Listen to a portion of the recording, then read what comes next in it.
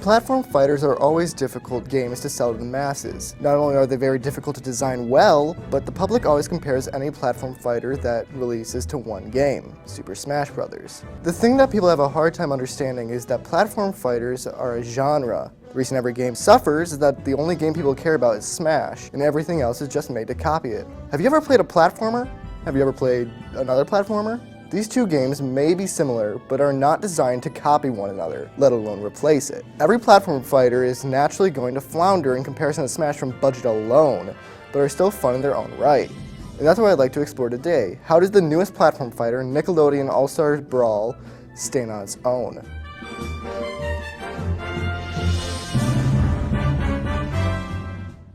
To start off, let's talk about the most important part of a platform fighter, the gameplay. And let me just say that this is my favorite engine for any platform fighter. It's very fast in almost every way. You move fast, you attack fast, you kill fast, you die fast. It's obnoxious. I love it. The game is balanced in a very interesting way as well. Rather than making each character balance, it does this weird Brawl Minus style of balance, where nearly every character has some stupid tool that breaks the game.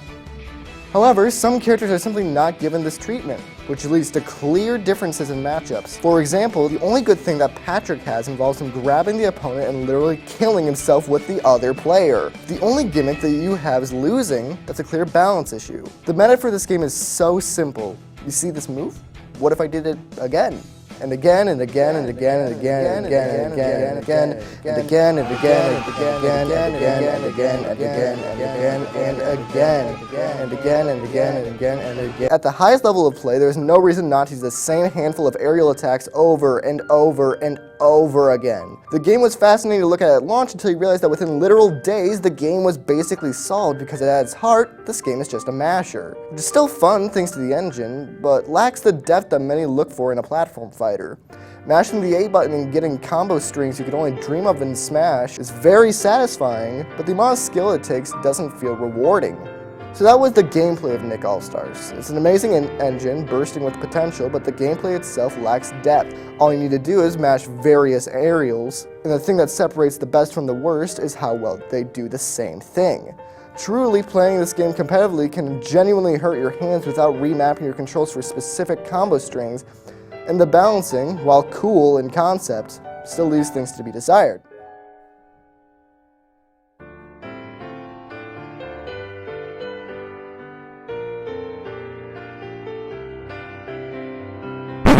Wait, did you think we were done? Oh no, no, no, no, no. We're only just getting started. We still have to talk about the presentation of the game.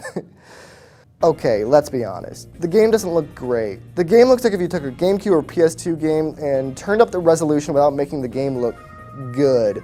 People try to defend this game by saying the graphics don't matter if the game is fun. But the thing is, and say it with me, just because the game is fun to play does not excuse all of the other aspects of a game. I entirely agree with the idea that gameplay matters most. The first hurdle a game has to jump when it comes to being good is whether or not it's fun to play.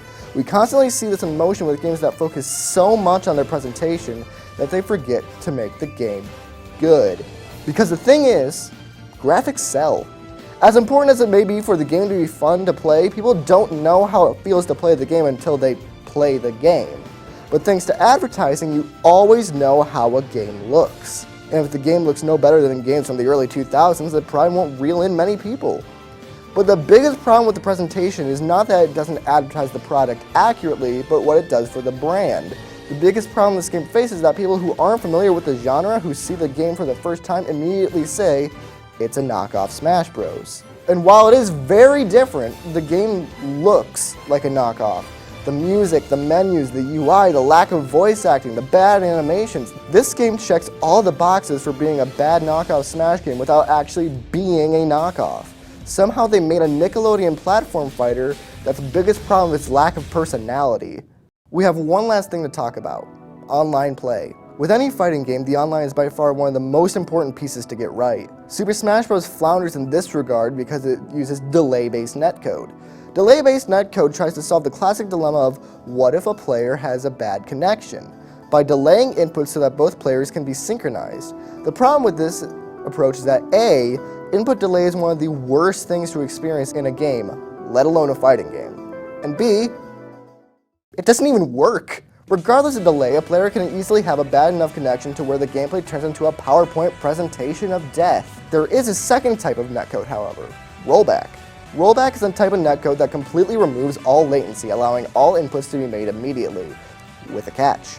Because it's impossible to truly have no latency, the system has to predict what the other player will do before the input is read. If the prediction is correct, which it most often is, the game continues as is. If the prediction is incorrect, the character rolls back to the state the input should have put them in.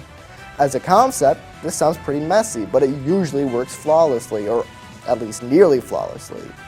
They messed up rollback! Yes, it's better than Smash Online, obviously, but as it is now, rollback is integrated in the worst way possible. The reason rollback works so well in concept is because you can still give it room for error. You can allow it a few frames of delay if the connection requires it so that your opponent isn't teleporting everywhere for 2 minutes. However, this game does not give rollback any leeway. So if you have good internet, you are the one at a disadvantage because you aren't teleporting thanks to your connection, but your opponent is. So that leaves us with a question. Is the game good? It's fun. I cannot stress that enough. But asking if a game is good is an entirely different question. Every good game is fun, but not every fun game is good. The gameplay of this game is amazing, but the lack of balance, features, subpar rollback, and overall lack of polish makes it harder to call good by the day. Every time I've tried to gush about the game, I've had to try to defend it as well, and I'm tired of people saying that the game is good because it could be worse. But the thing about this game is that it can be good. We have developers that actually care about the competitive scene, confirmation of DLC, and most importantly, this quote. Basically, expect this game to be completely different 6 months to a year from now. It has the potential for some radical changes. And these are all things that mean so much to the Smash community, especially after the ways Nintendo has treated it. You could say that the impact in this game isn't the game itself, it's what it represents. The quality of this game truly can't be judged without this in mind. So, what's the takeaway? Is the game good or not? Well, I don't know.